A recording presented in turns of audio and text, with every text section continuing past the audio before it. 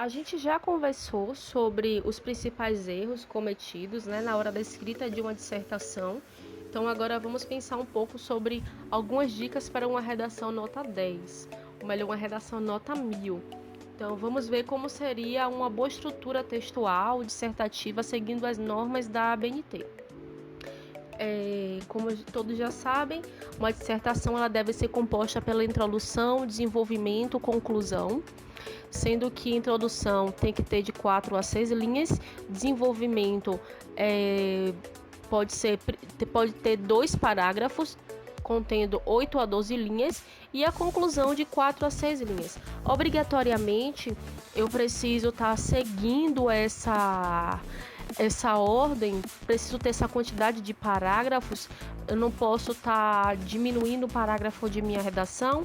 Sim, pode diminuir, não tem problema. Desde quando a diminuição desse parágrafo não signifique que você vai ter um parágrafo enorme sem pontuações necessárias. Ou seja, se você, em vez de ter 2 parágrafos no seu desenvolvimento, você tem apenas um parágrafo enorme, você pode estar tendo um grande erro de coerência. E a coerência ela não é apenas quando você está sendo contraditório nos seus argumentos, pode ser um erro de coerência quando você não pontua corretamente as suas frases, e quando você muda algumas pontuações, elas podem estar perdendo o sentido. Quando você pontua ou você deixa de pontuar, a sua frase, seu texto ganham sentidos diferentes. Então, se seu parágrafo está muito grande, meu amor, 95% de certeza que você está fazendo algo errado e que sua coerência está lá arrastando no subsolo. Então, verifica tudo direitinho. O que é que você está fazendo? Reler. E reler, infelizmente, é algo muito complicado, porque às vezes a gente lê, relê e para nós tá fazendo um sentido incrível, mas para quem vai ler, quem não está fazendo parte daquela construção do texto, vê de longe qual foi o erro cometido. Então deixa para ler depois de... Vai fazer outra coisa, vai terminar a conclusão e volta e reler aquele seu desenvolvimento, que você consegue visualizar melhor o que foi que teve de errado. Mas enxuga esse parágrafo, porque parágrafos muito grandes é quase certeza de enrascada. Falando nisso, eu vou trazer aqui para vocês um exemplo meu de quando eu fiz a prova do Enem. Eu fiz a prova do Enem 2 vezes e na época não era nem seleção para a universidade pública, mas eu lembro que a melhor nota que eu tirei foi quando minha redação ela teve 17 linhas. Exato, teve 17 linhas minha redação, mas foram 3 parágrafos bem estruturados e objetivos. Dava para visualizar a demarcação, a margem, tudo correta.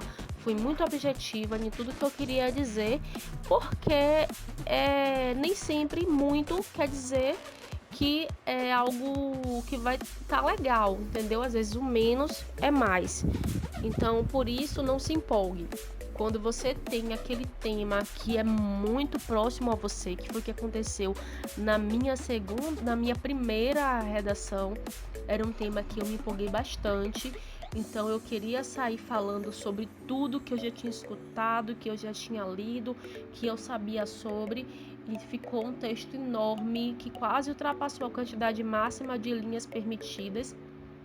E eu achei que ia arrasar, e quando eu fui ver, a nota não era satisfatória. Por quê? Porque eu acabei falando sobre muitas coisas e não aprofundei nada sobre elas. Elas ficaram superficiais.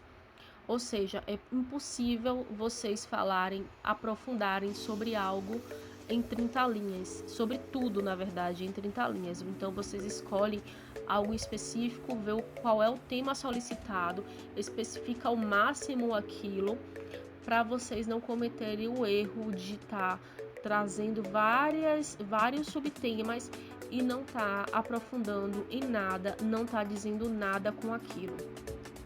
Então é importante nesse momento a gente diminuir um pouco o ego, né? Que é aquela coisa assim, eu sei tudo, quero mostrar o quanto eu sei, e fazer afunilar mesmo para que vocês deixem seu texto relevantes, para que vocês não fujam do tema também, porque às vezes a gente acaba fugindo do tema, a gente está falando sobre aquilo e depois aquilo pega um gancho para outra coisa, e quando a gente já vai ver, meu Deus, a gente está no infinito e além, não está falando mais do que foi solicitado, e a gente foge do tema pedido, que é um grande erro também que acontece, que é a fuga do tema que foi solicitado, ou então deixar informações soltas sem dar sentido a elas.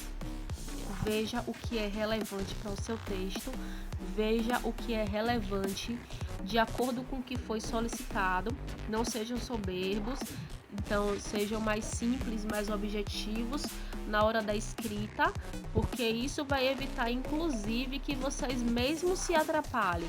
Pense só, se eu estou num momento complexo de uma escrita que está ali sob pressão, quanto mais eu escrevo pressionado, mais chance eu tenho de fazer uma coisa muito errada.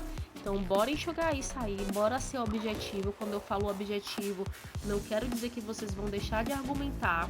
Argumenta, aprofunda sobre aquilo, não pula nenhuma etapa da escrita. Escreve tudo direitinho, mas não fica floreando. Não é o momento de florear. Então, e gente, não cita também coisas que vocês não vão embasar seu texto. Tragam citações que acrescentem, que dê credibilidade. Não citem consenso popular, aquilo que todo mundo um diz para o outro diz para o outro, ninguém sabe quem foi o autor daquela frase. Aí você chega lá no seu texto e coloca: todos sabem que água mole em pedra dura, tanto baixa até que fura. Pelo amor de Deus, viu? Não façam uma coisa dessa, porque isso não vai enaltecer, não vai melhorar seu texto em nada, a não ser que você traga essa frase como forma de exemplificar um argumento que você colocou, e aí você traz como exemplo um discurso que é um discurso comum na sociedade, e aquilo ali está sim exemplificando seu argumento anterior. Ele não pode respaldar seu argumento não pode ser baseado no senso comum, mas você pode trazer o senso comum como um exemplo do seu argumento. Entenderam? Espero que tenham entendido. Então, tragam frases, citações são maravilhosas, mas citações de pessoas que vocês já tenham pesquisado, já tenham estudado. É muito válido você estar pesquisando historiadores, filósofos, sociólogos, pessoas que estão mesmo dentro daquela temática do assunto, para estar citando na sua redação, colocando o nome, seguindo todas as regras da ABNT, né, de citações, e daí vocês colocam bonitinho no seu texto, que isso vai ser maravilhoso. Agora, citações que não vão dar credibilidade, não faz isso, ok? Então, dito isso, vamos para a construção do texto em si, que vai estar no próximo vídeo, ok? Para a gente não estar fazendo aqueles vídeos enormes e vocês estarem se entediando. Não esquece do bônus que vai estar lá no último vídeo, certo? Tô aqui blogueirinha segurando vocês.